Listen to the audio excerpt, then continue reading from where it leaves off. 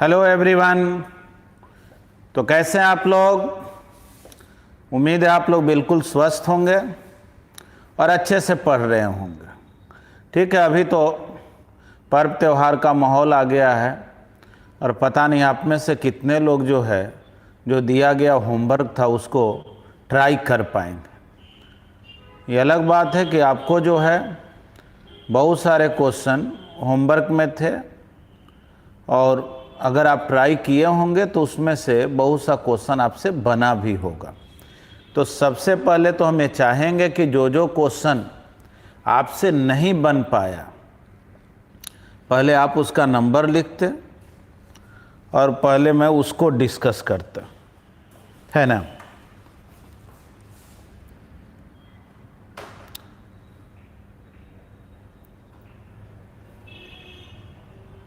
चलिए, good afternoon to all of you. पहले आप लोग अपने कमेंट में लिखें क्वेश्चन नंबर जहां तक आप ट्राई किए हैं।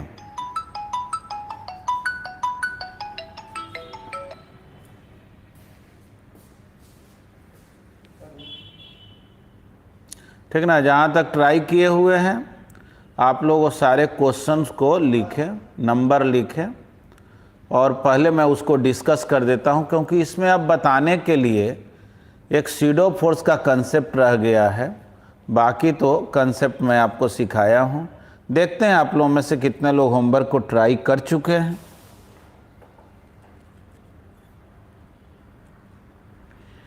चलिए, एक स्टूडेंट बोल रहे हैं पूरा ट्राई कर लिए। हाँ, क्या दिक्कत है ये बताइए।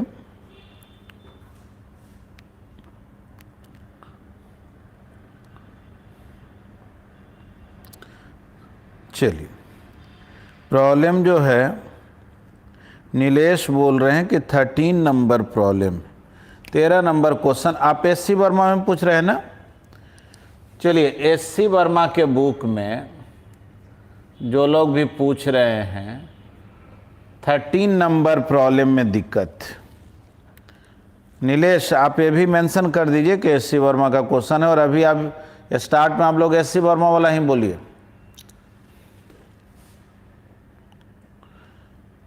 फटाफट लिखे। चलिए, 38 नंबर।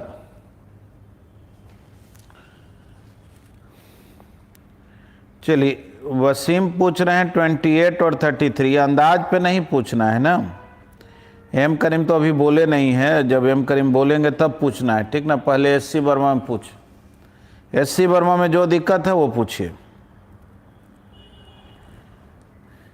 एससी वर्मा में 16 नंबर तो होमवर्क में दिए नहीं थे, तो ट्राई काहे के लिए कर लिए। चलिए, 37 आप पूछे हैं, 38, 39, 42।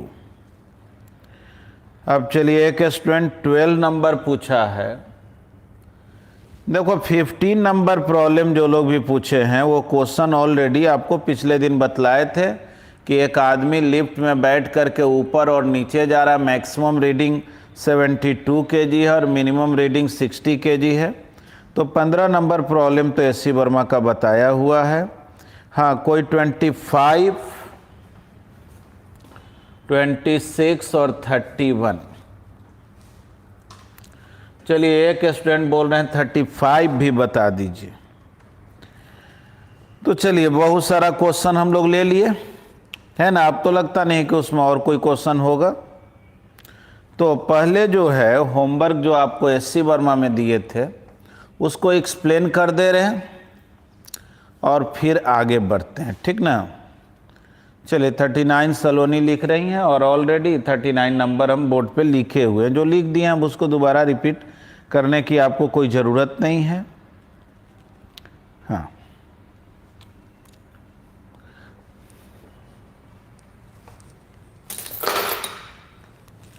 आइए हम लोग सबसे पहले प्रॉब्लम नंबर 12 को देखते हैं। हालांकि 12 के भी पहले जानते हैं 11 नंबर प्रॉब्लम है और कुछ स्टूडेंट को 11 में ज़रूर दिक्कत होगा।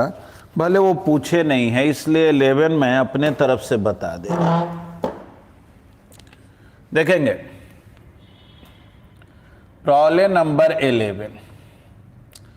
इस तरह से डायग्राम बनाया हुआ है, एक बड़ा सा ब्लॉक है और उसके ऊपर में एक छोटा ब्लॉक को रख दिया गया। ये M1 है, ये M2 है। क्वेश्चन में दे दिया है, ब्लॉक का नाम वो A और B रख दिया, इसको A बोल दिया, इसको B बोल दिया है कि M1 जो है वो कितने मास का है ये मालूम नहीं, M2 का मास दिया हुआ है, चलो इसी को M1 बोल दे रहे, इसको M2 बोल दे रहे। M1 का मास दे दिया है 5 kg और ये स्मूथ सरफेस पे रखा हुआ। नीचे का जो सरफेस है वो स्मूथ है और इस पर 10 न्यूटन का फोर्स लगाया जा रहा। पूछा जा रहा आपसे कि कितने टाइम के बाद M2 जो है वो M1 के कांटेक्ट को लूज कर देगा और इसका लेंथ भी दे दिया है 20 सेंटीमीटर। आइए थोड़ा समझिए, पहले क्वेश्चन को समझिए, ठीक ना। देखिए क्वेश्चन क्या है, एक बड़ा सा ब्लॉक है 5 kg का, उसके ऊपर एक छोटा सा ब्लॉक को रख दिए, कहीं कोई फ्रिक्शन वगैरह मौजूद नहीं है, ऑल कॉन्टैक्ट्स आर स्मूथ, और आप इसको पुश करने लगे, ढकेलने लगे ब्लॉक एक। हाँ ध्यान से देखें, दोनों ब्लॉक का अगर फ्री बॉडी डायग्राम बनाए तो M2 का बनाएंगे तो ऊपर लग रहा है नॉर्मल, नीचे लग रहा है M2G। और देखो इस ब्लॉक पर जो नॉर्मल ऊपर लगा है वही नॉर्मल वो एग्जर्ट करेगा M1 पर, ठीक ना। जैसे हम जमीन पे खड़ा हैं, मेरे पैर पे जो नॉर्मल ऊपर लगेगा मेरा पैर उतना ही नॉर्मल जो है जमीन पर नीचे लगाएगा। इसके अलावा नीचे लग रहा है M1G, ग्राउंड के कांटेक्ट में ब्लॉक है तो इधर लगेगा नॉर्मल N1, जमीन के कारण जो नॉर्मल लगा है ना, और एक फोर्स F इधर लग रहा 10 न्यूटन का। देखना इस M1 पे कौन कौन फोर्स लग रहा है, नीचे M1G, एक नॉर्मल तो यहां लगा और एक नॉर्मल जमीन के कारण लगा। देखो इसके भी कांटेक्ट में है और जमीन के भी कांटेक्ट में है, तो चूंकि M2 पे नॉर्मल ऊपर लगा वही नॉर्मल इस पर नीचे लगा। M1 पर अगर हम जमीन के कारण देखें तो जमीन इस पर नॉर्मल ऊपर लगाया। थोड़ा सोचना कि जब हम इसको पुश करेंगे, इसको ढकेलेंगे, तो ये जो M2 है साथ में वो भी जाएगा कि नहीं जाएगा। तो बोलेंगे कि देखो M2 को आगे जाने के लिए आगे कोई फोर्स होना चाहिए। M2 पर तो एक फोर्स ऊपर लग रहा है, एक नीचे लग रहा है, आगे तो कोई फोर्स लग नहीं रहा, यानी M2 कहीं जाने वाला नहीं है। थोड़ा समझ लो, मान लो ये बस है, अब बस के छत पर तुम बैठे हुए हो और बस का छत अगर स्मूथ हो, कोई फ्रिक्शन नहीं, तब देखो क्या होगा। समझो ये तुम हो और ये बस, पेन मेरा बस, अब चलो बैठे हुए हो तुम, बस चल दिया, बस चल दिया, तुम तो कहीं जाने वाले हो नहीं, कुछ देर के बाद बस निकल जाएगा, तुम वहीं गिर जाओ।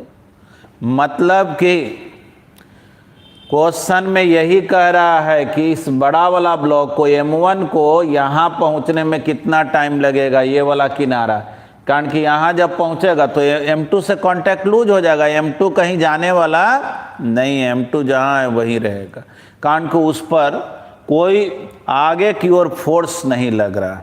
हाँ, यही फ्रिक्शन वगैरह होता जो अगले चैप्टर में पढ़ेंगे, तो वहाँ हम लोग जानेंगे कि कब वो साथ जाएगा नहीं जाएगा। लेकिन यहाँ तो गारंटी है कि M1 मूव करेगा, M2 चलने वाला नहीं है। तो चलो जी, M1 के लिए इक्वेशन लिखते हैं। फॉर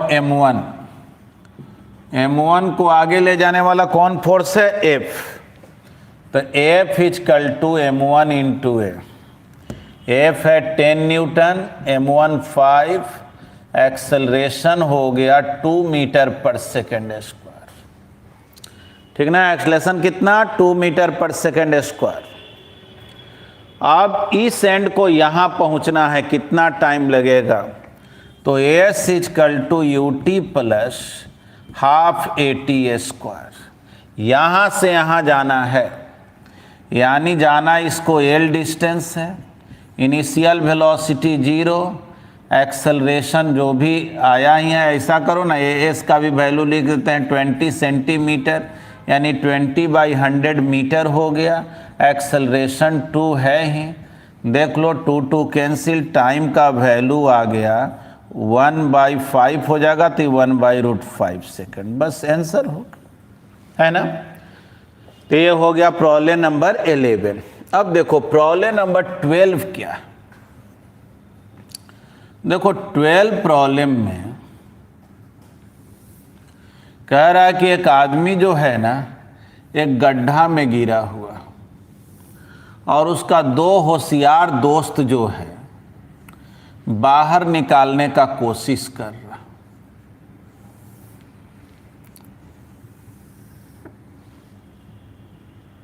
देखेंगे, डायग्राम बना हुआ है क्वेश्चन में,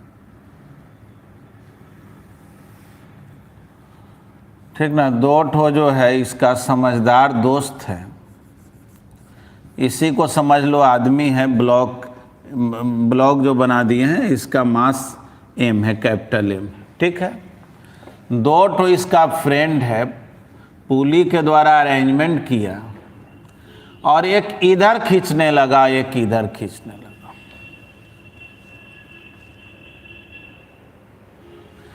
ठीक ना, एक इधर पुल कर रहा,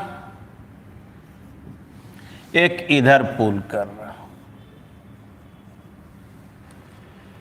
दोनों इक्वल फोर्स लगा करके पुल कर रहा। कह रहा ये बतलाओ कि कितना फोर्स अप्लाई करे कि ऊपर की ओर मूव करने लगे। दोनों इक्वल जो है फोर्स लगा रहा। देखो याद रखना, स्ट्रिंग में एक एंड पर जो फोर्स लगाया जाता है ना, वो फोर्स टेंशन का काम करता है। स्ट्रिंग के एक एंड पर जो भी फोर्स लगाओगे, तो क्वेश्चन में कह रहा है यहाँ भी जितना फोर्स लगा रहा उतना ही यहाँ भी लगा रहा। मतलब कि जो टेंशन इस स्ट्रिंग में है वही टेंशन इस स्ट्रिंग, नीचे तो mg लग ही रहा। ठीक, यही अरेंजमेंट। तो सोचो इस ब्लॉक को ऊपर ले जाने वाला कौन फोर्स है? क्या T ले जा रहा है? तो बोलेंगे नहीं, T तो इधर लग रहा है, ये भी T इधर लग रहा है। अपवर्ड में कितना कंपोनेंट है ये देखना पड़ेगा ना, थोड़ा समझना।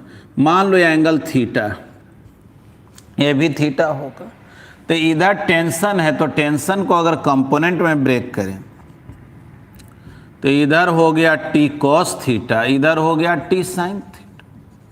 वैसे भी इस टेंशन को भी कंपोनेंट में ब्रेक करें तो इधर हो गया T cos थीटा और इधर हो गया T sin थीटा। देखो T sin थीटा तो कैंसिल हो गया। ऊपर की ओर कितना फोर्स लगा? 2T cos थीटा, और नीचे लगा mg। तो ये जो 2T cos थीटा है, इस ब्लॉक को किधर ले जाना चाहेगा? ऊपर। mg उसको विरोध करेगा। क्वेश्चन में कह रहा है कि ये बतलाओ कि कम से कम कितना फोर्स लगाएं जिससे कि ये ऊपर की ओर मूव करने लगे। देखो ऊपर की ओर मूव करने के लिए 2T cos थीटा का वैल्यू mg से जस्ट बड़ा होना चाहिए। देखो मैथमेटिक्स में जस्ट ग्रेटर का कोई मीनिंग नहीं है। क्यों? जैसे कोई कहे ग्रेटर देन 5, तो चलो ग्रेटर देन 5 तो बहुत कुछ होता है। कोई कहे कि जस्ट ग्रेटर देन 5, 5 से जस्ट बढ़ा, तो क्या बोले? 5.01, 5.001। कोई कहेगा नहीं 5.00000 बोलते रहो 1 घंटा तब 1। मतलब कि जस्ट ग्रेटर और जस्ट स्मॉलर, इसको जो है डिफाइंड करने का कोई मेथड नहीं है, तो उसको अप्रॉक्स इक्वल मान लेते हैं। तो बोलेंगे क्या? टू मूव अप, अगर ऊपर की ओर ले जाना है तो 2t cos theta just greater than होना चाहिए mg के, यानी कि समझो अप्रोक्सीमेटली इक्वल होना चाहिए mg के, है ना। अब ये तो नहीं करा कितना एक्सलेशन से ले जाना है, केवल ऊपर ले जाए, तो 2t cos थीटा हम लोग लिख दिए mg। तो बोलो t कितना हो गया?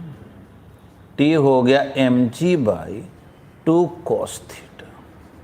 थोड़ा सोचो तो, ये ब्लॉक जैसे जैसे ऊपर जाएगा थीटा क्या होगा? बड़ा होते जाएगा। थीटा बड़ा होगा तो cos थीटा जो है वो छोटा होगा। नहीं, थीटा बड़ा होते जाएगा तो cos थीटा छोटा होते जाएगा। जी बोले उल्टा लग रहा है क्या? तो अरे बिल्कुल सही है। थीटा 0 डिग्री cos 0 1 होता है, cos 90 0 होता है। थीटा बढ़ेगा तो cos थीटा घटे, यानी जैसे जैसे ब्लॉक ऊपर जाएगा थीटा बढ़ेगा, है ना। स्ट्रिंग एक्सपेंड करते न जाएगा, थीटा बढ़ेगा और cos थीटा घटे, और cos थीटा जब घटेगा तो टेंशन क्या होगा? बढ़ेगा। यानी बोलेंगे कि एज ब्लॉक कहो या अगर ये मैन है जो कहो, हम यहाँ ब्लॉक ही बना दिए तो block rises up, theta will increase and cos theta will decrease, और cos थीटा घटेगा तो टेंशन, ठीक ना। हेंस टेंशन इन स्ट्रिंग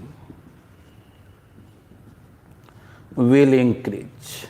तो पहला क्वेश्चन तो यही है कि प्रूफ करो कि जैसे जैसे ब्लॉक ऊपर जाएगा टेंशन बढ़ते जाएगा। तो ये तो प्रूफ हो गया।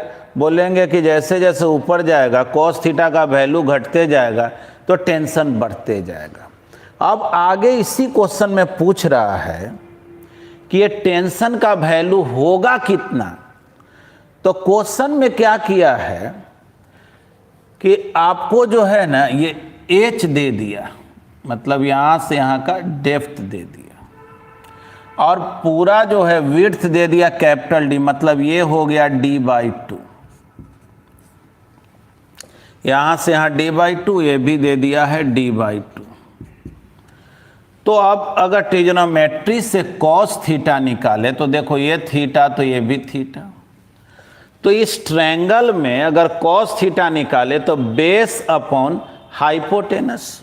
तो आपको कुछ विशेष नहीं करना है, cos थीटा के जगह लिख देना है बेस अपॉन हाइपोटेनस, यानी h divided by √h² d/2 whole square. हो गया क्या? बस cos थीटा का वैल्यू पुट कर दो, आंसर आ गया। टेंशन पूछेगा तो टेंशन निकल गया, है ना। तो नया तो इसमें कुछ करना नहीं है। चलिए, उम्मीद है यहां तक आप लोग समझे। जल्दी से बताएं।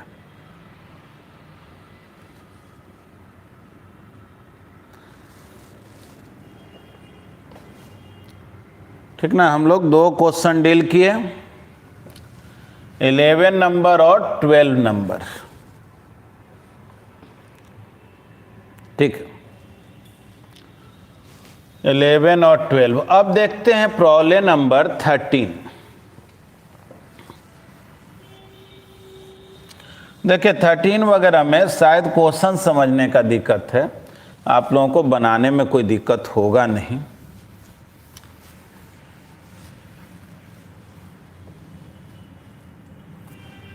देखते हैं।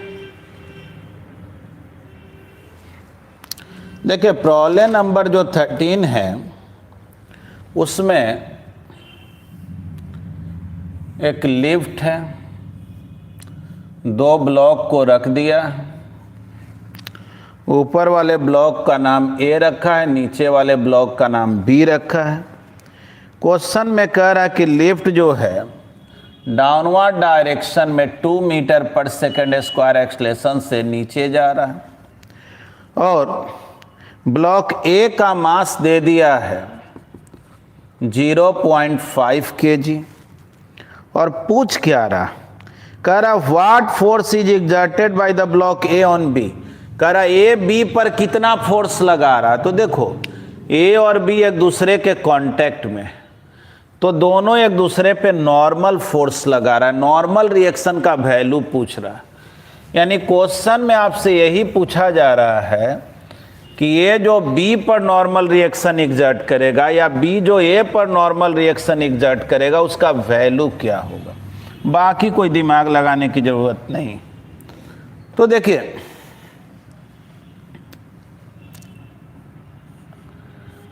ए जो है इस पर ऊपर लगा नॉर्मल, नीचे लगा mg, और अगर बी का फ्री बॉडी डायग्राम बनाए, हालांकि मुझे उसका ज़रूरत नहीं फिर भी समझने के लिए, तो जो नॉर्मल इस पर ऊपर लगा वो नॉर्मल तो एग्जर्ट करेगा है, फिर इसका अपना वेट है mg, और ये लिफ्ट पर रखा हुआ तो लिफ्ट भी तो नॉर्मल लगाएगा बी पर, इस नॉर्मल को हम n डैश बोलते हैं। तो हमसे पूछा क्या जा रहा, पूछा जा रहा कि ए जो बी पर फोर्स लगाया, तो ए बी पर जो फोर्स लगाया वो ये वाला एन, यानी एन का वैल्यू पूछा जा रहा है। अब पूरा सिस्टम जा किधर है, नीचे।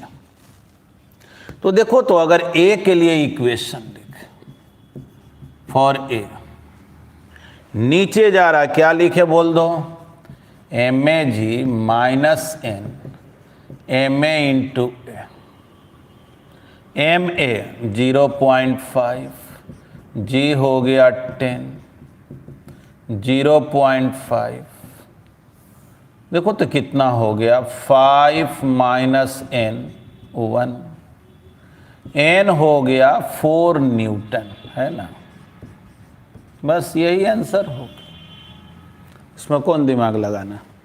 अब चलिए क्वेश्चन जो है आप 25 नंबर इसके बाद पूछे हैं, ठीक ना, सीरियली बतला दे रहे हैं। देखो 25 नंबर जो प्रॉब्लम है उसमें एक इंक्लाइंड प्लेन बनाया हुआ, और इंक्लाइंड प्लेन में साइड लेंथ भी दिया हुआ ये 3 मीटर है, ये 4 मीटर है और ये 5 मीटर है। तो ये तभी संभव है जब ये एंगल 90 हो, तब नहीं 3 होगा, ये 4 होगा, ये 5 होगा, ठीक। क्वेश्चन में कह रहा है यहाँ पुली है,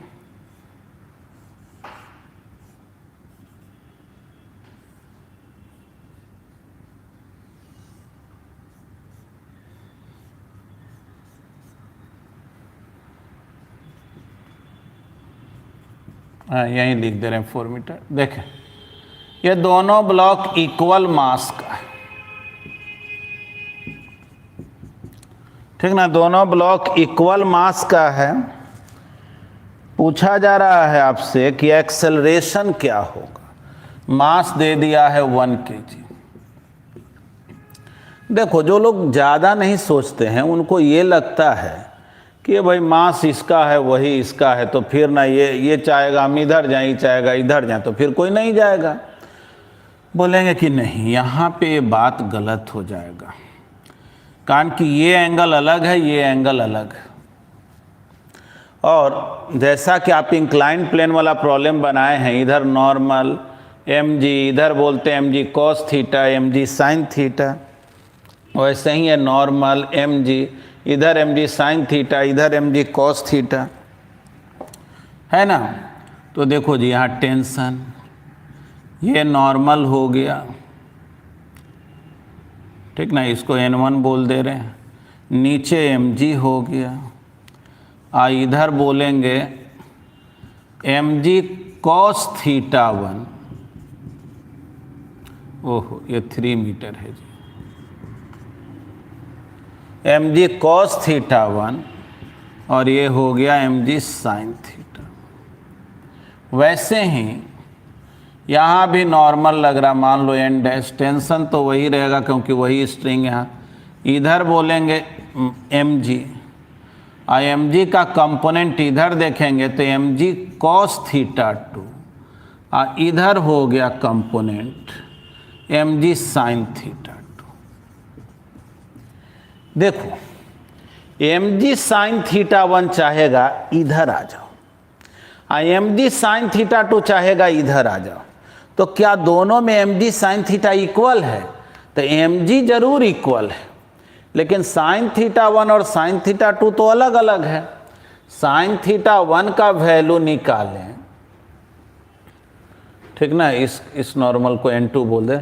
sin थीटा 1 निकालें तो परपेंडिकुलर अपॉन हाइपोटेनस 4/5, और sin थीटा 2 निकाले तो इसके लिए परपेंडिकुलर 3 हो गया 3/5। अब बतलाओ तो कौन बड़ा है, sin थीटा 1 की sin थीटा 2? तो जाहिर है sin थीटा 1, यानी कि mg sin थीटा 1 बड़ा है mg sin थीटा 2 से, तो पूरा सिस्टम को इधर आना पड़ेगा,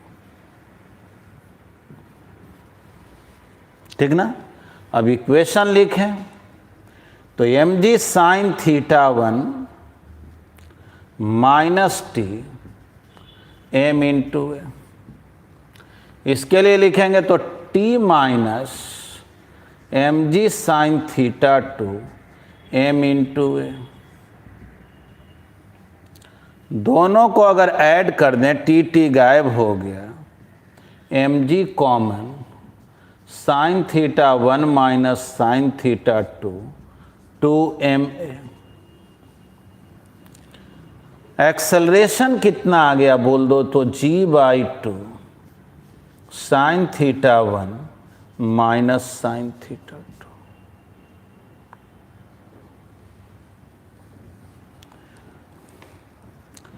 (10/2) sin थीटा 1 कितना है 4/5, cos sin थीटा 2 3/5। देखो तो 5 इंटू 1/5 एक्सलेशन हो गया 1 मीटर पर सेकेंड स्क्वायर, है ना। और जो इसी में टेंशन पूछता है, ए का वैल्यू कहीं रख देंगे, बन जाएगा कि नहीं, है ना, आसान। तो चलिए इसको लिख लें, इसमें कोई दिक्कत हो तो बतलाएं, जल्दी से थोड़ा रिस्पॉन्ड करें।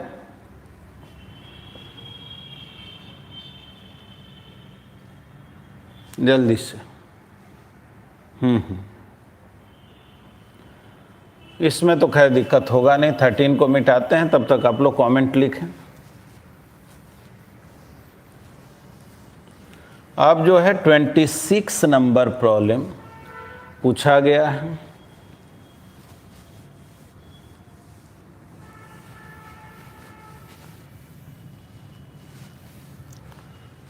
Problem number 26।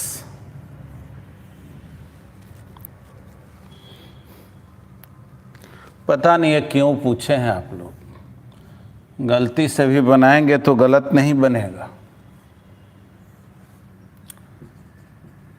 इधर F फोर्स लग रहा और यहाँ जो है वो M2 है। क्वेश्चन में कह रहा है F का जो वैल्यू है m2g/2 है।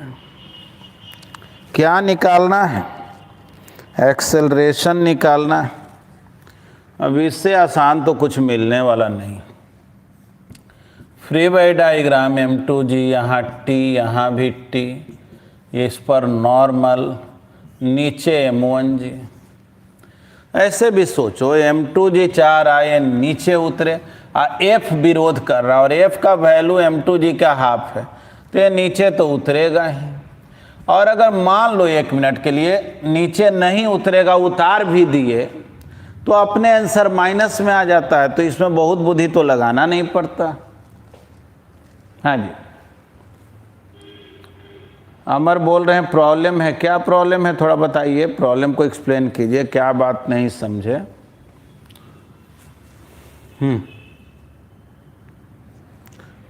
आपको 25 नंबर प्रॉब्लम में जो दिक्कत है उसको बोलेंगे, उसको लिखिए।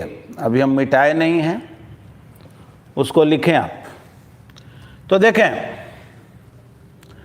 तो m1 के लिए इक्वेशन लिखेंगे तो आगे लग रहा t minus F m1 into a, और इसके लिए लिखेंगे m2g minus T m2 into ए। बस दोनों को ऐड करो, टी गायब हो गया, m2g minus F m1 plus m2 into a. बन तो गया, इसमें कोई बुद्धि तो लगाने की ज़रूरत है नहीं। तो m2g, f का वैल्यू दिए हुए m2g/2, तो m2g/2 m1 plus m2 into ए। जाहिर है m2g से m2g/2 अगर माइनस करेंगे तो बचेगा m2g/2, m1 plus m2 into ए हो गया m2g divided by 2 m1 plus m2। बस निकल गया, इसमें तो कोई दिमाग लगाना नहीं। ठीक है, तो यह है प्रॉब्लम नंबर 26। अब हम लोग नेक्स्ट क्वेश्चन में देखते हैं 31 नंबर प्रॉब्लम। देखो 31 नंबर प्रॉब्लम में खास करके जो थर्ड पार्ट है ना, मेनली स्टूडेंट को दिक्कत थर्ड पार्ट में ही है, फर्स्ट और सेकंड पार्ट में तो दिक्कत नहीं होगा। चलिए अब इसको मिटा रहे हैं, कोई कुछ इसमें लिखा नहीं कि हमको क्या प्रॉब्लम है। देखिए जहाँ तक सवाल है ऑफलाइन क्लास का, तो ऑफलाइन क्लास कोई भी टीचर या इंस्टीट्यूशन के बस का नहीं है कि वो अपने मन से स्टार्ट कर दे। वो भले कि ज़रूरी है लीगली तौर पे वर्क को करने के लिए। हाँ, ऐसे आप आ करके क्लास में क्वेश्चन पूछेंगे तो उसमें कोई दिक्कत नहीं, लेकिन उस तरह से काम करेंगे तो दिक्कत हो सकता है। इसको आप जानेंगे कि अगर हम डायरेक्ट जो है ओपन कर दिए, अब अगले दिन जो है वो कोई वेरिफिकेशन में आ गया तो फिर दिक्कत हो सकती है। तो कुछ स्टूडेंट जो है अपने कमेंट में लिखे हुए हैं कि ये कोचिंग स्टार्ट हो गया, ये स्टार्ट हो गया। तो स्टार्ट जब होगा तो सबको पता चल जाएगा, और किसी कोचिंग के स्टार्ट होने से मतलब नहीं है। आपके पास पेपर है ना, अन्य बहुत सारे माध्यम है जिससे आपको पता चलेगा, है ना। बहुत बार जो है इंस्टीट्यूट इसलिए भी केवल अनाउंस कर देता है जिससे कि ज़्यादा से ज़्यादा बच्चे जो हैं वो इनरोल हो जाए। लेकिन अगर मान लीजिए कि हम झूठ बोलें, गलत बोलें, तो फिर तो अच्छी बात नहीं। ध्यान से देख,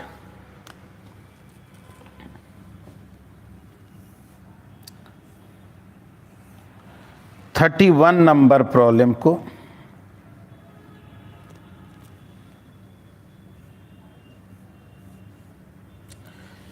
एक ब्लॉक है, इसका मास दिया हुआ है 2m।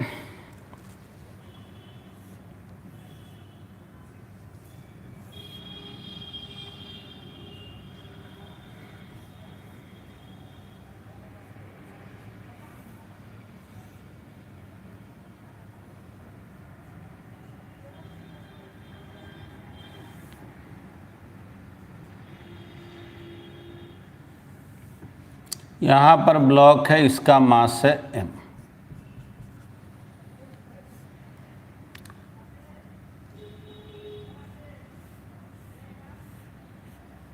देखिए यही अरेंजमेंट। क्वेश्चन में 2-3 पार्ट है। फर्स्ट पार्ट तो यही है कि ब्लॉक का एक्सेलरेशन बतलो।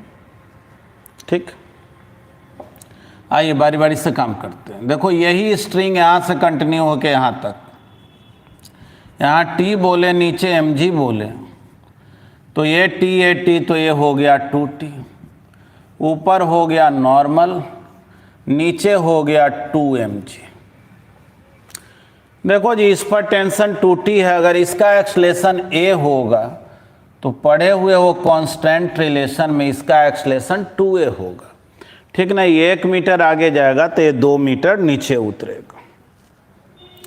इक्वेशन अगर लिखें इसके लिए तो 2t equal to mass into acceleration, आगे ले जाने वाला 2t है और मास 2m है, तो देखो तो इक्वेशन हो गया 2 कैंसिल m इंटू ए। इसके लिए इक्वेशन लिखे, नीचे जा रहा है तो mg minus T m into 2a। ठीक, दोनों को अगर ऐड कर दें तो टी गायब हो गया, mg इजकल टू 3ma और एक्सेलरेशन हो गया g/3। चलो जी, एक्सेलरेशन तो निकल गया, लेकिन हमसे पूछ रहा है एक्सेलरेशन इसका क्या होगा। तो acceleration of block of mass m मास का जो ब्लॉक है उसका एक्सेलरेशन कितना है 2a, और a कितने के इक्वल g/3 यानी 2g/3। ठीक ना, याद रखना, ए एक्सेलरेशन इसका ना है, इसका तो 2a। अगले पार्ट में क्वेश्चन में पूछा जा रहा है कि स्ट्रिंग में टेंशन बतला दो, तो इक्वेशन फर्स्ट में वैल्यू रख दो। फ्रॉम इक्वेशन फर्स्ट अगर हम लोग वैल्यू रखें t equal to m into a और a का वैल्यू g/3 आया है, तो टेंशन हो गया mg/3। अब क्वेश्चन का थर्ड पार्ट में कहा जा रहा है कि ये जो क्लैंप है, ये क्लैंप इस पुली पर कितना फोर्स लगाएगा। ध्यान से देखना, ये अच्छा क्वेश्चन है, इसी क्वेश्चन में मेनली दिक्कत होना। ठीक ना, ये जो डंडा बनाया हुआ है ना, यही क्लैंप हो गया। तो पहले ये देख लो इस पुली पे कौन कौन फोर्स लग रहा है। तो पुली के ऊपर से स्ट्रिंग पास कर रहा है, तो जाहिर है पुली पर इधर हो गया टेंशन और इधर हो गया टेंशन। देख लो, इधर ऊपर से रस्सी पास किया तो टेंशन तो हमेशा ऑब्जेक्ट से दूर जाते हुए ना हम लोग एरो दिखाते हैं। तो चलो, टेंशन इधर इधर। सोचो ये दोनों टेंशन का रिजल्टेंट इधर होगा ना, ये दोनों टेंशन चाहेगा कि पुली इधर भागे। सोचो कोई भी ऑब्जेक्ट पर, जैसे यही ऑब्जेक्ट है, एक फोर्स नीचे लगे एक इधर लगे, तो रिजल्टेंट इधर हो जाएगा कि नहीं। यानी ये पुली जो है इस दोनों टेंशन के कारण इधर भागना चाह रहा है और क्लैंप उसको रोक करके रखे हुए। ठीक ना, क्लैंप जो है उसको रोक करके रखे हुए। तो बोलेंगे force exerted by the clamp on the pulley। तो सोचो पुली कहीं भाग नहीं रहा है, पुली रुका हुआ है। इसका मतलब ये दोनों टेंशन मिल करके जितना फोर्स एग्जर्ट करेगा, ये क्लैंप अकेले उतना फोर्स लगा रहा होगा अपोजिट में, तब ना बैलेंस्ड है। तो बोलेंगे एफ का जो वैल्यू है √t² प्लस t², यानी ये √2t हो गया। और बोलो t कितने के इक्वल है, mg/3। तो f हो गया √2t और t का वैल्यू हो गया mg/3। बस आंसर है ना। अगर इसी क्वेश्चन में देखो, अलग से बता दे रहे हैं, अगर इसी क्वेश्चन में पुली में मास अगर होता, ये तो मासलेस पुली है, तो इधर टी लग रहा इधर टी लग रहा, अगर मास होता तो नीचे mg भी लगता ना।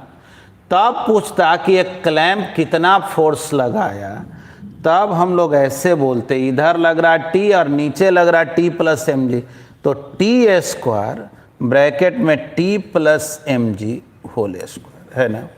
मान लो जैसे इधर लग रहा 20 न्यूटन, इधर लग रहा 50 न्यूटन, तो रिजल्टेंट क्या होगा 20² प्लस समझ गए ना बात को। तो चलिए यहाँ तक तो हम लोग समझे हैं, पहले इसको लिखा जाए। हाँ अब बतलाइए, इसमें कोई दिक्कत है? जो दोनों क्वेश्चन एक्सप्लेन किए, या 31 नंबर जो प्रॉब्लम का 3 पार्ट एक्सप्लेन किए, देखिए कहीं कोई दिक्कत हो तो जल्दी से लिखें।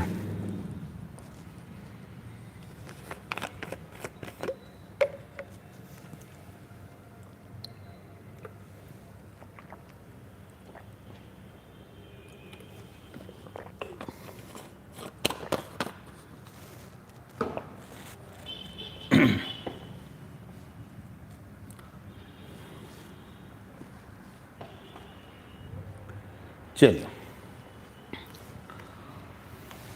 अब जो है आप नेक्स्ट क्वेश्चन जो पूछे हैं वो है प्रॉब्लम नंबर 35 नंबर प्रॉब्लम।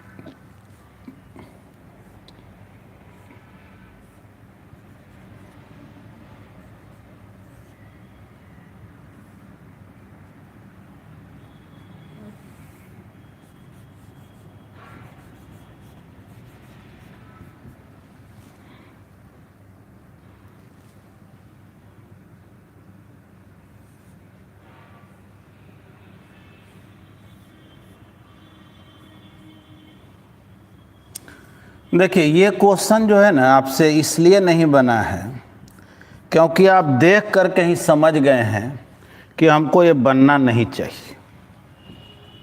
बहुत सा क्वेश्चन जो है ना आप देख के ही डर जाते हैं और गलती से भी बना दिए तो आपसे बन जाता है। इसीलिए एक काम जरूर कीजिएगा कि हर क्वेश्चन को ट्राई जरूर करेंगे। देखो एक तो आपके हाथ में मोबाइल है और उसमें भी नेट वगैरह सब कुछ है, तो आप में से कुछ लोग एक काम ये भी करते हैं कि जैसे ही क्वेश्चन दिखाई पड़ता है और एक नज़र में लगता है नहीं बनेगा तो क्या करते हैं उसका सॉल्यूशन निकालने लगते हैं और वही देख करके समझने का कोशिश करते हैं। तो एकदम बिल्कुल आप बुरा फंस जाएंगे और इस तरह से तो आप कभी सीखेंगे ही नहीं कुछ, ठीक ना। देखिए ज़िंदगी में जो भी ज़रूरतें हैं या जो भी आप कल्पना करते हैं और वो सारे चीज़ आपको बिना मेहनत के उपलब्ध करा दिया जाए तो आप में कभी स्ट्रेंथ डेवलप नहीं होगा, आप किसी काम के नहीं रहेंगे। जैसे आप लोग जानते होंगे जो एस्ट्रोनॉट्स जाते हैं, अंतरिक्ष यात्री जो जाते हैं स्पेसशिप में, उसको ग्रेविटी फ्री बनाया जाता है, वहाँ ग्रेविटी का इफेक्ट नहीं होता। तो ग्रेविटी का इफेक्ट नहीं होता तो खड़ा भी रहते हैं तो ज़मीन पे कोई लोड नहीं पड़ता है, यानी उनके शरीर में जो बोन है ना उस बोन पर कोई लोड नहीं पड़ता है, हड्डी पे कोई लोड नहीं पड़ता है। तो ये जान लो कि वो बहुत दिनों तक अंतरिक्ष में रहने के बाद जब यहाँ आते हैं तो उसमें बहुत से लोग अपाहिज भी हो जाते हैं। अगर वहाँ एक्सरसाइज करने का व्यवस्था नहीं रहा तो धीरे धीरे जो है ना उनका जो बोन है वो कोई लायक नहीं बचता है। यानी बोन में स्ट्रेंथ तब है जब हम उसको यूज में लाते हैं, अगर वो यूज ही में नहीं लाए तो बोन में स्ट्रेंथ कहाँ से, ठीक ना, वो यूजलेस हो जाएगा। चलिए आइए देखें।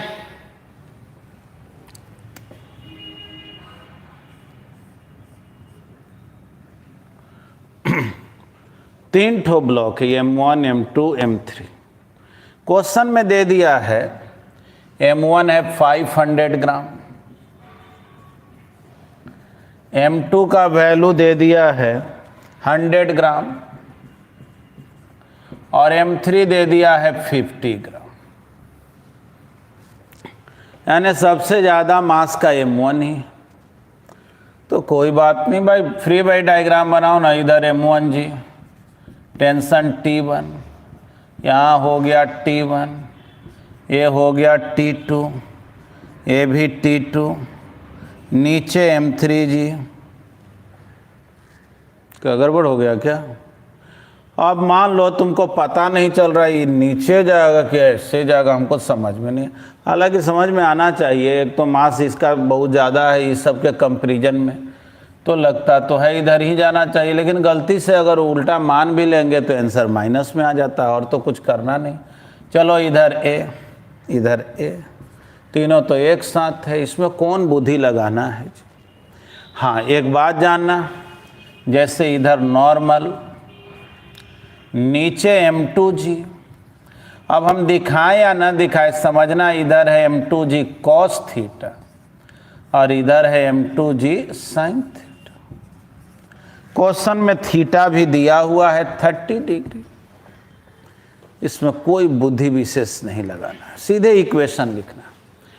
जल्दी से बोले M1 के लिए क्या लिखें, तो नीचे जा रहा है तो M1G minus T1 M1 into ए, यह ऊपर जा रहा, ऊपर ले जाने वाला कौन है? T1, विरोध कौन कर रहा है? T2, और विरोध कौन कर रहा है? M2G sine theta, M2 into ए।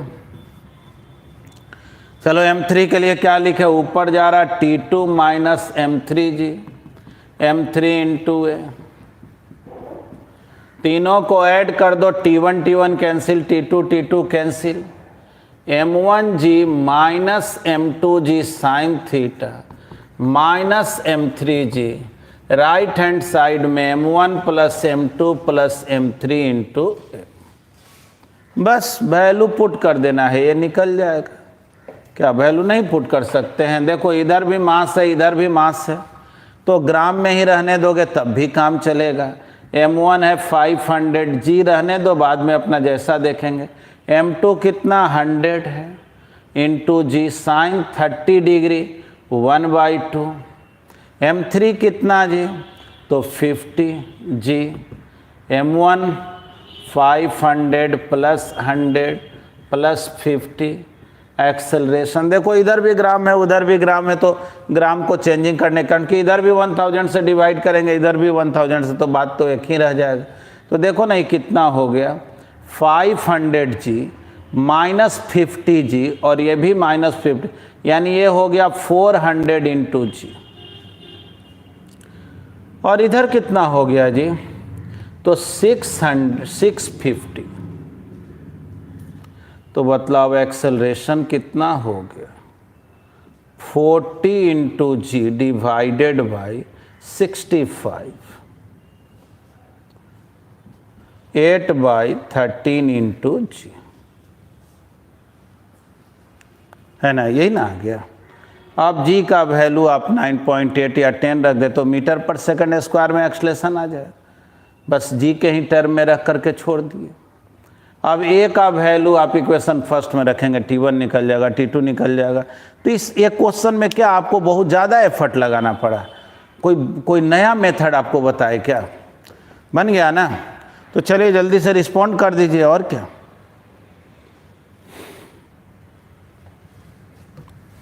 जल्दी से एकदम फटाफट, ठीक ना? ये 35 नंबर है, 37 आगे बताने जा रहे हैं।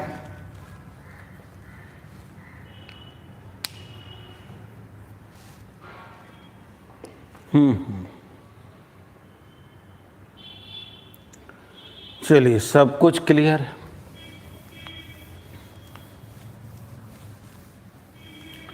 देखिए जब भी होमवर्क दिया जाए ना तो होमवर्क को ट्राई करना, कारण कि होमवर्क जब ट्राई करेंगे तो आप दिक्कत में पड़ेंगे, और दिक्कत में पड़ेंगे तो आपका माइंड एकदम एक्टिव होगा, क्या करें कैसे करें। कुछ सॉल्व एग्जाम्पल देखते हैं, मान लो फिर भी नहीं बना, तो जब टीचर बताएंगे तो अच्छा लगेगा कि वो यहाँ हम गलती किए थे। और एक व्यक्ति है ना जो होमवर्क कुछ बनाता नहीं, उसको डायरेक्ट टीचर आते हैं सब बता देते हैं। तो वही बात है कि किसी गार्जियन बोलते हैं मेरा बच्चा को देखिए ना इतना सुविधा दिए हुए हैं, 10-10 ट्यूशन पकड़वा के रखे हैं, एक तरफ कोचिंग जाता है, फिर घर में भी आते हैं, फिर ये भी सुविधा है, ये भी सुविधा, हम भी आके पढ़ा देते हैं, फिर भी पता नहीं अच्छा काहे नहीं करते। अरे इतना ज़्यादा सुविधा रहेगा तो फिर अच्छा करने का चांस तो सीधे ख़त्म हो जाता है। इसलिए अच्छा करने के लिए थोड़ा सुविधा को कम करना पड़ता है ना। जब तक बच्चा को फ्री नहीं छोड़ोगे तो चलना कभी सीखेगा क्या?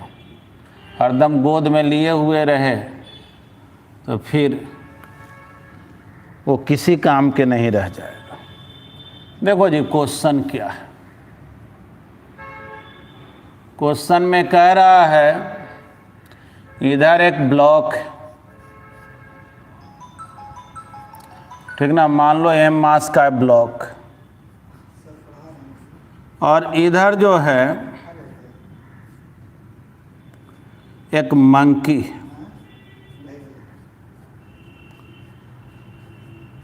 ठीक ना, इधर जो है एक मंकी,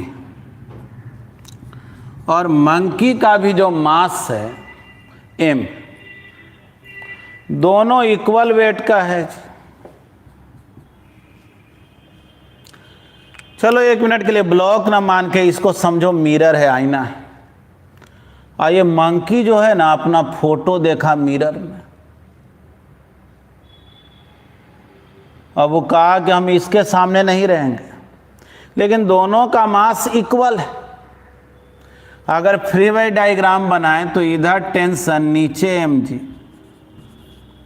तो यहां भी इधर टेंशन नीचे mg। तो ये मंकी क्या कह रहा है कि भाई हम तुम्हारे सामने नहीं रहेंगे। ये मंकी कहा ना कि हम तेजी से ऊपर भागते, तो देखो जब मंकी तेजी से ऊपर भागना चाहेगा तो रस्सी टाइट होगा ना, यानी ये टेंशन बढ़ेगा, टेंशन वेट से बड़ा होगा तभी ना ऊपर जा पाएगा।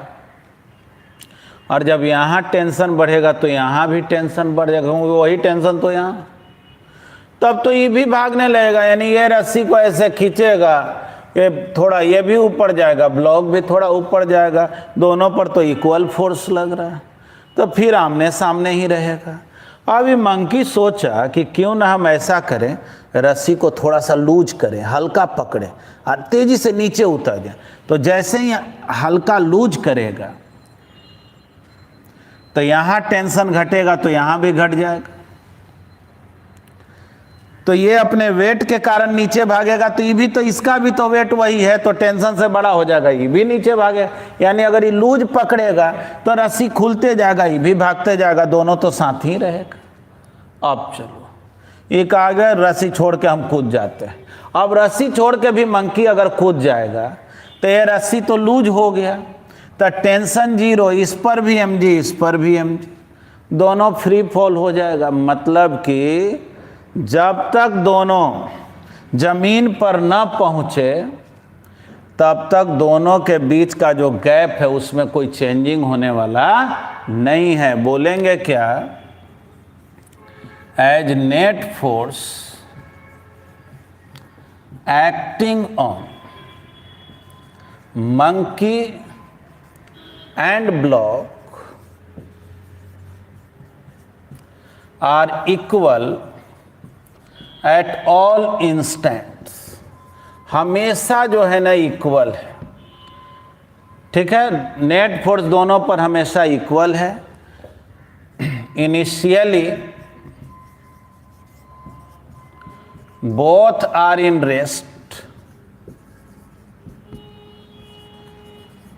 ठीक ना, स्टार्ट में जो है दोनों रेस्ट में है और दोनों का मास भी इक्वल है। Initially both are in rest and their masses are equal. तो सोचो जब इक्वल फोर्स भी लग रहा हो, मास भी इक्वल हो, तो जाहिर है दोनों का एक्सलेशन भी हमेशा सेम रहेगा, इसलिए दोनों के बीच का जो सेपरेशन है वो चेंज होने वाला नहीं है, क्योंकि स्टार्ट तो दोनों रेस्ट से ही किया है, दोनों का मास इक्वल है। तो अगर ये एक्सलेशन से ऊपर जाएगा तो इसको भी जाना पड़ेगा, ये नीचे जाएगा तो इसको भी जाना पड़ेगा। बोलेंगे हेंस सेपरेशन बिटवीन देम, दोनों के बीच का जो सेपरेशन है वो चेंज नहीं करेगा, विल नॉट चेंज। बस बन तो गया। तो यही है 37 नंबर प्रॉब्लम। जल्दी से बताएं, इसमें कोई दिक्कत है क्या? कोई प्रॉब्लम हो तो बोलें।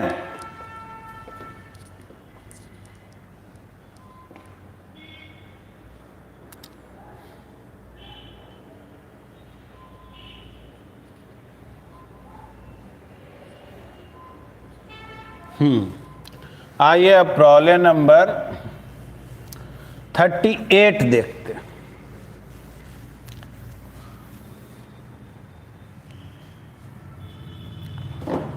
देखो जी 38 नंबर प्रॉब्लम कह रहा है क्या, इसमें दो ठो मंकी है, एक बेबी मंकी है, एक मम्मी मंकी है।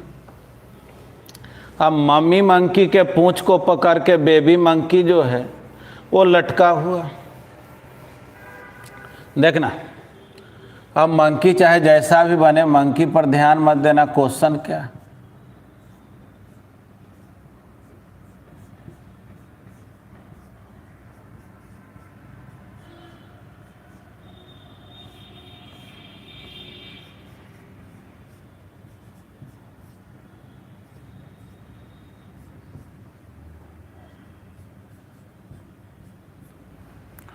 देखो जी, कह रहा है कि ऊपर वाला जो मंकी है उसका मास है 5 kg और नीचे वाला का मास है 2 kg, और ये अपने पूंछ में ज़्यादा से ज़्यादा, ठीक ना, इसके पूंछ पकड़ के लटका हुआ है, ये ज़्यादा से ज़्यादा 30 न्यूटन के टेंशन को टॉलरेट कर सकता है। यानी अगर 30 न्यूटन से ज़्यादा टेंशन हुआ इसके पूंछ में, तब तो इसका पूंछ गया, मतलब वो ब्रेक कर जाएगा। तो क्वेश्चन में ये कह रहा है कि ऊपर वाला मंकी इस स्ट्रिंग पर कितना फोर्स लगाए जिससे दोनों साथ साथ ऊपर जाए।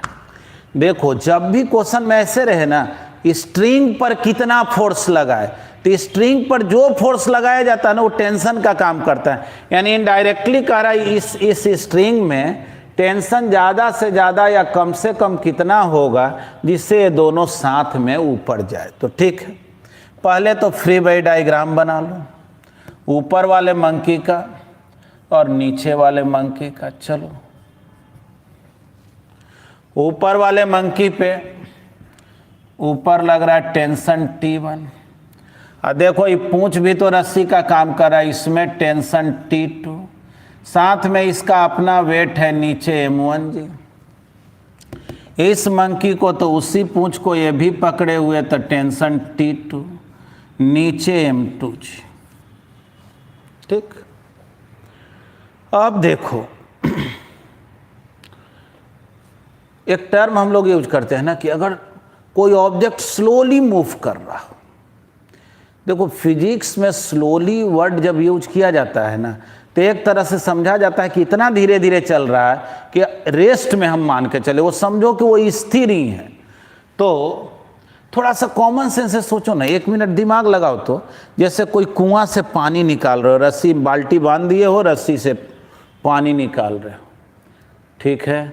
अच्छा, रस्सी मान लो 1 मिनट के लिए कमज़ोर है, तो तुम क्या चाहोगे, जल्दी से निकाल ले कहीं टूट ना जाए, या ये बोलोगे नहीं धीरे धीरे निकालो कहीं टूट ना जाए? क्या बोलना उचित रहेगा, जल्दी से निकालो कहीं टूट ना जाए, या धीरे धीरे जो है रस्सी को बाहर करो कुआं से, नीचे बाल्टी लटका हुआ है जिससे टूट ना जाए?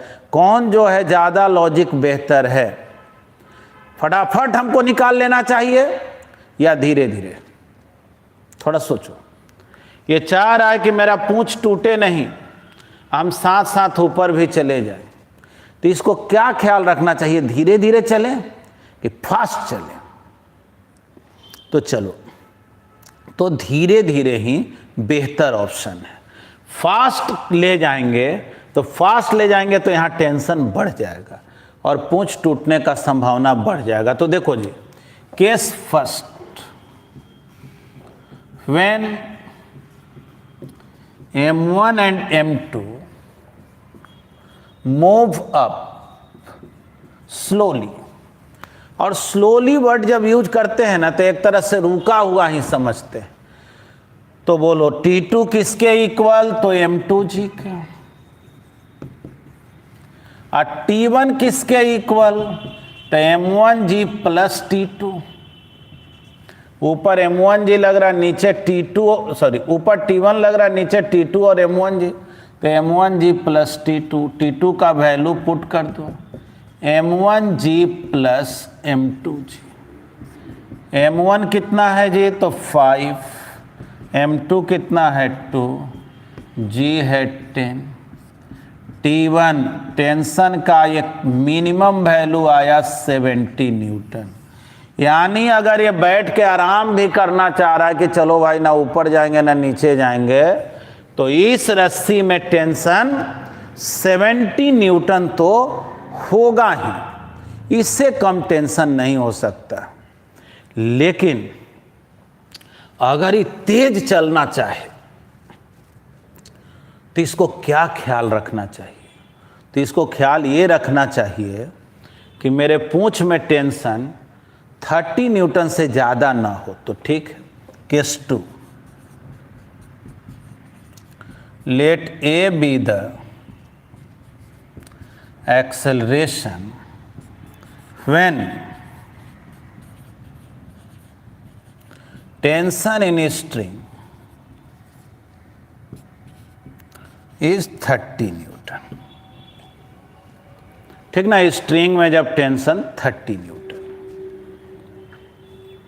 ठीक, यानी T2 का वैल्यू 30 न्यूटन।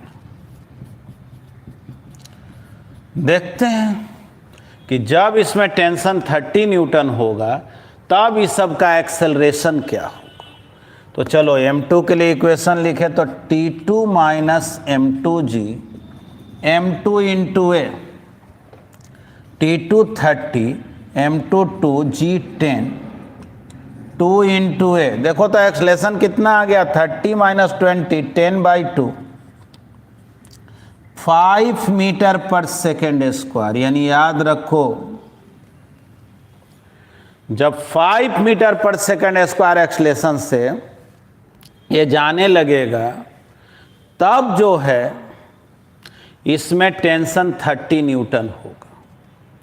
अगर उससे तेज चलना है तब तो फिर खतरा है, क्योंकि अब टेंशन हम मैक्सिमम वैल्यू पर पहुंचा चुके। तो चलो अब M1 के लिए लिखो इक्वेशन।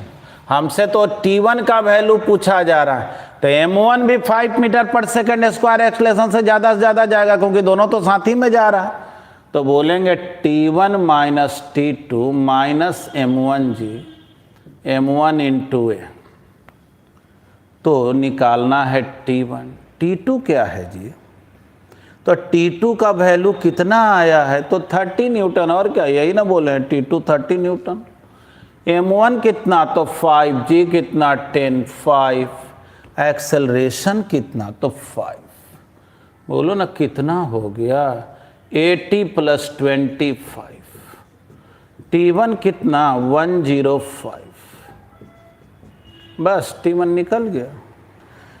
यानी इस स्ट्रिंग में टेंशन ज़्यादा से ज़्यादा 105 होगा और कम से कम जो है 70 होगा। अगर 5 से तेज ये चलना चाहेगा तो फिर दोनों साथ नहीं पहुंच पाएगा, अलग अलग पहुंचेगा। ठीक ना,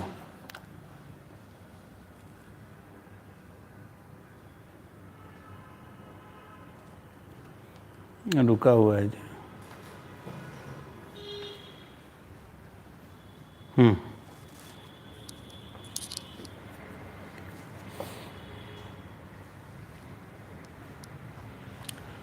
ठीक है, उम्मीद है इसको समझ गए होंगे, तो थोड़ा रिस्पॉन्ड करेंगे। ठीक ना, पहले भी सिखाए हैं कि रुका हुआ कोई ऑब्जेक्ट रहे या कांस्टेंट वेलोसिटी से जाए, दोनों केस में नेट फोर्स 0 होता।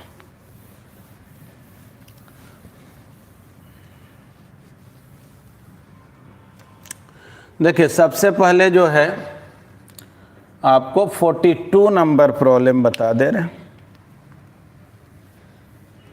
छोटा सा क्वेश्चन है, पहले आप इसको देख लें।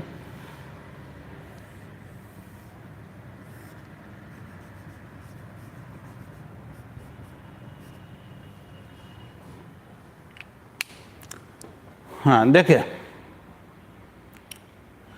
मेरे हाथ को आप लिफ्ट समझे। चलिए, इस लिफ्ट पर पेन यानी पैसेंजर बैठ गया। अब सोचो, हम हाथ को नीचे ले जा रहे हैं, पेन भी नीचे जा रहा है। हाथ को तेजी से नीचे ले जा रहे हैं, पेन तेजी से जा रहा है। लेकिन अगर हाथ को हम बहुत तेजी से नीचे लेकर के जाएं, यानी अगर हम हाथ का एक्सेलरेशन 9.8 मीटर पर सेकंड स्क्वायर से ज़्यादा कर दें, तब ये पेन मेरे साथ चलने वाला नहीं है, तब दोनों का कांटेक्ट अलग अलग हो जाएगा। तो देखो, ये जो क्वेश्चन है उसी पर बेस्ड है। कह रहा है क्या, जैसे मान लो 1 मिनट के लिए एक ओपन लिफ्ट और तुम खड़ा हुए नीचे उतरने के लिए, अचानक पता चला लिफ्ट ही भाग गया, तुम्हारे पैर के नीचे से लिफ्ट भाग गया, तो तुम्हारा क्या होगा? तो क्या होगा? फ्री फॉल करेंगे, समझ लो डायरेक्ट कूद गए हैं। ऐसा थोड़े ही कोई हवा में टंगे रह जाएंगे, फ्री फॉल हो जाएगा। नहीं, तब बोलेंगे क्या, ये 42 नंबर प्रॉब्लम में कह रहा है कि लिफ्ट में एक ब्लॉक रखा हुआ है और ये लिफ्ट जो है ना 12 मीटर पर सेकंड स्क्वायर एक्सलेशन से नीचे जाने लगा। तो देखो, अगर लिफ्ट का एक्सलेशन 12 मीटर पर सेकंड स्क्वायर हो जाएगा तो जाहिर है जी से बड़ा होगा ना, ठीक ना।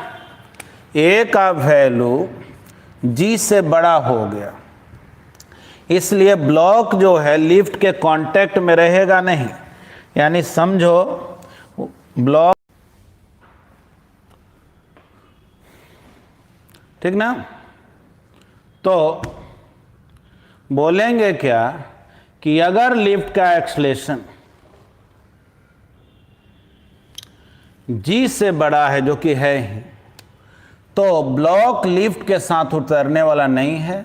बोलेंगे कि ब्लॉक विल फॉल फ्रीली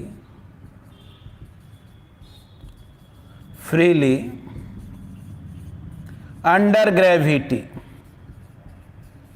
ये फ्रीली फॉल करेगा, मतलब समझो जैसे कोई पत्थर को ऐसे छत पर से गिरा दिए उस तरह से।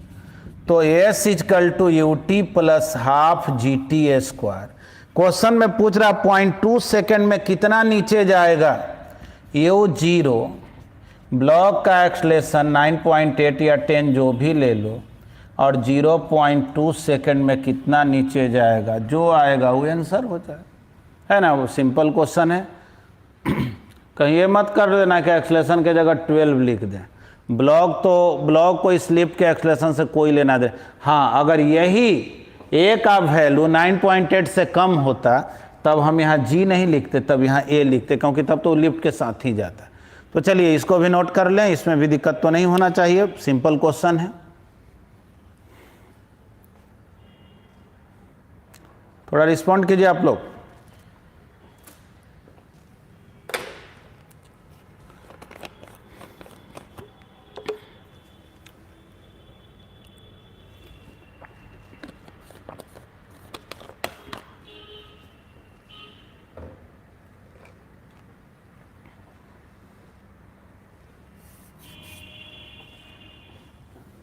मिटा है ना। अरे 9.8 के इक्वल होगा तो साथ साथ रहेगा, और क्या, इसमें कौन ऐसा करना। इक्वल होगा तो ठीक वैसे ही साथ रहेगा, जैसे कि समझो कि सर पर कोई बॉक्स लेके छत पर से कूद गया, तो बॉक्स तो सर के साथ ही आएगा, लेकिन बॉक्स कोई दबाव नहीं बनाएगा सर पे जब तक कि ज़मीन पे न पहुँचे।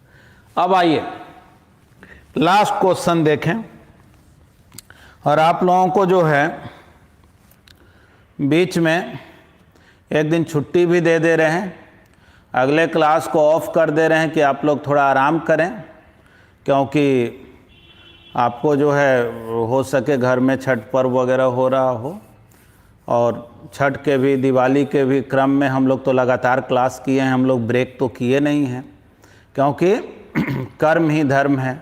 जो लोग कर्म छोड़ देते हैं तो वो धर्म को बहुत दिन तक अपना के रख नहीं पाते, क्योंकि देखो कर्म विहीन इंसान जो है कभी भी बहुत समृद्ध और शक्तिशाली नहीं होता है।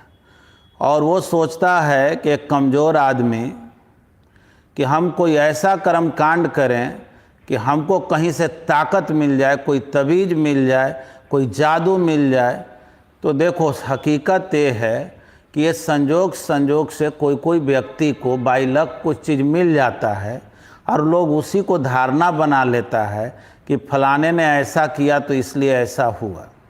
जैसे क्रिकेट मैच देखते हो और कहते हो गेट खुला था तो कोहली चौका मारा, गेट को खुला ही रखना। अरे गेट खोलो चाहे बंद करो, उसे कोहली के चौका छक्का का कोई लेना देना नहीं है।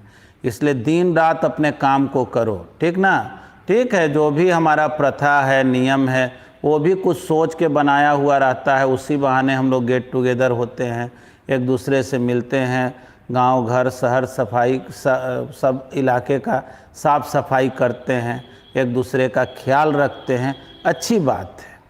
लेकिन कर्म विमुख जब हो जाते हैं तो फिर वो कहीं से भी बढ़िया बात हो ही नहीं सकता। काम करते रहना है, ठीक ना। चलो दिन रात हमको घर में काम लग गया है, छठ पर्व भी हो रहा है, तो फिर भी क्या करेंगे, 2 घंटा 3 घंटा अपना टाइम निकालेंगे और एकदम पढ़ेंगे। और कोई आदमी अगर बोले ना कि बड़ा पढ़ाकू हो गया है, उस सब बात पे ध्यान मत देना। तुम लोग सुंदर पिचाई का नाम सुना है ना।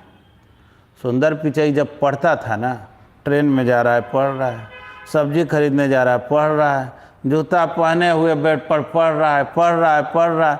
लोग कहता था इससे क्या होगा, ऐसे कोई लाइफ है क्या, इससे कुछ तुम्हारा होना है क्या। लेकिन जब हुआ तो सबको ही जाना, तब ना हम लोग उसके बारे में नाम भी ले रहे हैं, है ना। इसलिए हमेशा याद रखना, दिन रात काम करो, सोचो मत कौन क्या कहता है। कुछ तो लोग कहेंगे, लोगों का काम है कहना, उस पर ध्यान दिए। जो लोग भी बस केवल यही सोचे लोग क्या कहेंगे, तो बस काम खत्म हो गया। जब लोग हैं तो कुछ कहेंगे। काम करो, हाँ, अपने समझ से हमेशा बेहतर काम करो, सोच समझ के काम करो। गलती हो तो उसको सुधार भी करो। ये नहीं कि मूर्खों के तरह रिजिड रहेंगे कि गलत भी काम करेंगे और वहाँ पे जो है अपना एक थेथरलॉजी लेके बैठे रहेंगे, वो भी गलत चीज़। हमको सीखना है, गलती किसी से भी हो सकती है। तो वैसे ही अगर हमसे गलती हुई है तो उस गलती को करेक्ट करेंगे। वैसे ही तो इम्प्रूवमेंट होता है ना इंसान में। हर कोई मान ले कि हम ही अंतिम सत्य हैं, हम में कुछ भी कमी नहीं है, ठीक ना, तो ऐसा मानने वाला आदमी मूर्ख हो सकता है। जैसे ही देखना कि कोई व्यक्ति किसी का बहुत ज़्यादा मजाक उड़ा रहा हो, भले वो इंसान सफल ही क्यों ना हो अपने लाइफ में, लेकिन इतना जानना कि कुछ संजोग वगैरह हो सकता है जिससे उसको इस तरह की सफलता मिल गया हो जो लोगों को दिख रहा हो। लेकिन अक्सर जो है वो लोग असफल ही होते हैं। सफलता बहुत तरह का है। कुछ ऐसे सफलता है जो आपका मन महसूस करता है, और कुछ ऐसा सफलता है जो आपके लिए तो असफलता होता है, लेकिन दुनिया आपके जैसा बनना चाहता है। चलिए ध्यान से देखें, मेरे बाद वाले लाइन को तो आप समझे नहीं। कभी कभी देखते हैं कि फलाने आदमी इतना सफल है, सक्सेसफुल है, मुझे उसके जैसा बनना है, लेकिन पता नहीं वो आदमी अपने आप को सफल मान भी रहा हो कि नहीं मान रहा हो। तो एनालाइज करना पड़ता है कोई चीज़ को, ठीक ना। केवल हम किसी के ऑरा को देख करके ये नहीं समझ लेंगे कि वो कितना सक्सेसफुल है। आइए, एक बॉक्स है, इसमें स्प्रिंग बैलेंस जो है लगा हुआ है। ये ज़मीन पे नहीं रखा हुआ है, देखो ज़मीन समझो यहाँ, तुम यहाँ से इसको देख रहे हो। क्वेश्चन में दे दिया है कि इस आदमी का जो है मास है 60 kg और जिस बॉक्स में ये है वो है 30 kg। ऐसे ही ये रुका हुआ है, टंगा हुआ है। क्वेश्चन में पूछ रहा है कि ये बतलाओ स्प्रिंग बैलेंस का रीडिंग क्या होगा। स्प्रिंग बैलेंस का रीडिंग क्या होगा, ठीक ना। तो चलो जी, आदमी का और बॉक्स का फ्री बॉडी डायग्राम बनाएं।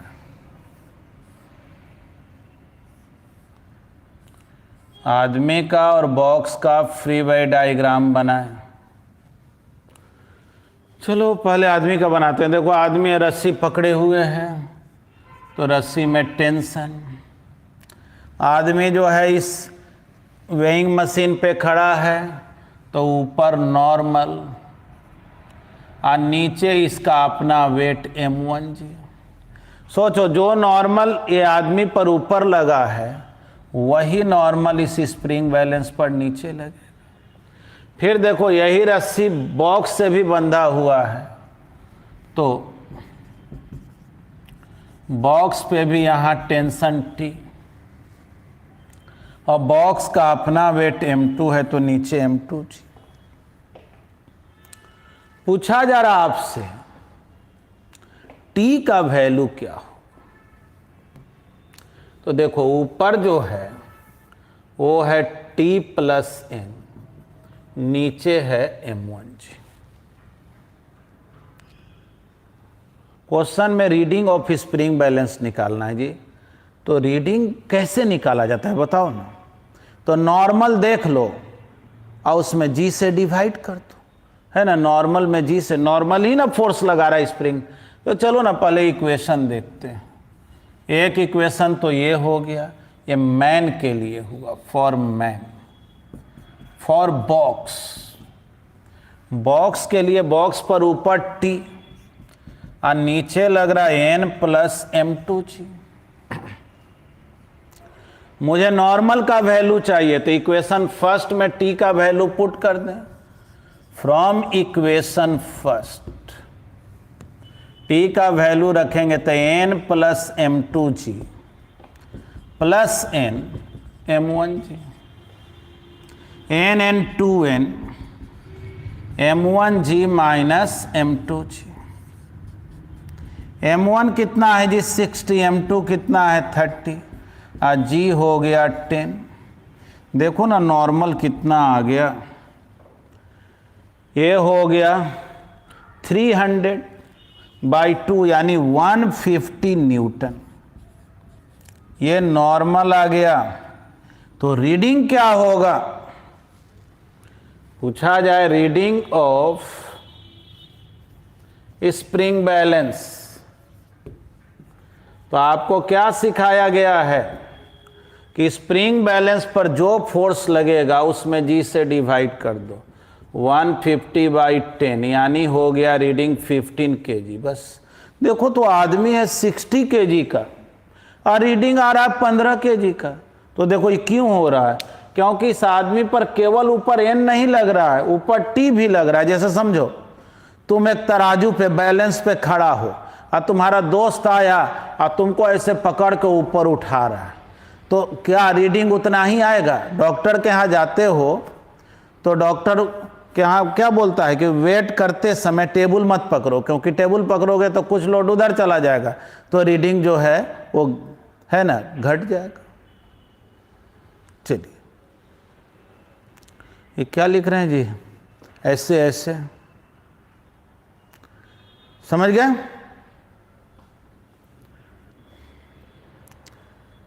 यहां तक तो समझ में आया ना।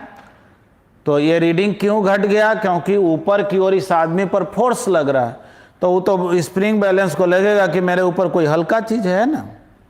ठीक, देखो ये क्वेश्चन का फर्स्ट पार्ट। इसी क्वेश्चन में एक पार्ट और भी है। कह रहा बतलाओ ये आदमी रस्सी पर कितना फोर्स लगाए, यानी टेंशन कितना हो जिससे रीडिंग जो है इसके वेट के इक्वल आ जाए। तो भाई ये तो 60 kg का, तो रीडिंग 60 kg तब आएगा जब नॉर्मल रिएक्शन 600 न्यूटन और यहां नॉर्मल रिएक्शन तो 150 न्यूटन है। तो 600 न्यूटन अगर होगा नॉर्मल रिएक्शन तब रीडिंग 60 kg आएगा। तो ठीक, यानी क्वेश्चन में यही कह रहा है कि ये बतलाओ टेंशन का वैल्यू क्या हो जिससे नॉर्मल जो है वो 600 हो जाए। याद रखना ये क्वेश्चन का फर्स्ट पार्ट। अब क्वेश्चन के सेकंड पार्ट, तो सोचो रीडिंग बढ़ाने के लिए जानते हो ना, लिफ्ट में बैठे हुए हो, जितना ही तेजी से ऊपर जाता है रीडिंग बढ़ता है। तो ठीक है, रीडिंग हमको आना चाहिए इसके वेट के इक्वल, यानी नॉर्मल रिएक्शन आना चाहिए 600 न्यूटन। तो इसको मिटाते हैं और सेकंड पार्ट को बना रहे हैं।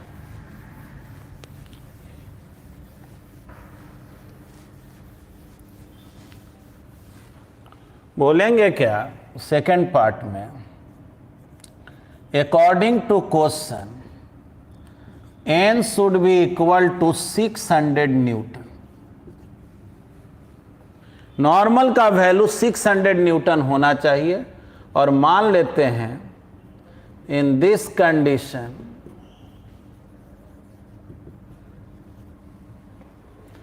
ए be the acceleration of man plus box system. तो ठीक, मैन के लिए equation T plus N minus m1g m1 है ना। इसके लिए T minus N minus m2g m2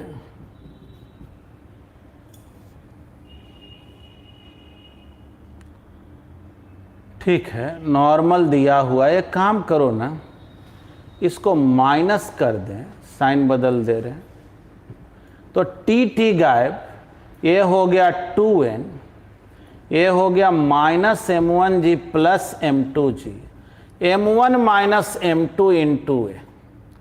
तो इससे ए तो निकल जाएगा ना, नॉर्मल तो मालूम है ही 600, ए भी है 60 kg तो 60 इंटू 10, m2 कितना है जी, तो 30 है, 30 इंटू 10, 60 माइनस 30 ए। देखो तो कितना हो गया, 1200 माइनस 600 यानी 600 प्लस 300 यानी 900, 30 इंटू ए यानी एक्सलेशन हो गया 30 मीटर पर सेकेंड। यानी जब 30 मीटर पर सेकेंड स्क्वायर एक्सलेशन से ऊपर जाएगा तब जो है रीडिंग इसके वेट के इक्वल आएगा। और अब ए का वैल्यू कोई इक्वेशन में रख दो, जो पूछ रहा है वो निकल जाएगा। क्या पूछ रहा है, टी का वैल्यू, तो from equation first T plus N, N कितना 600,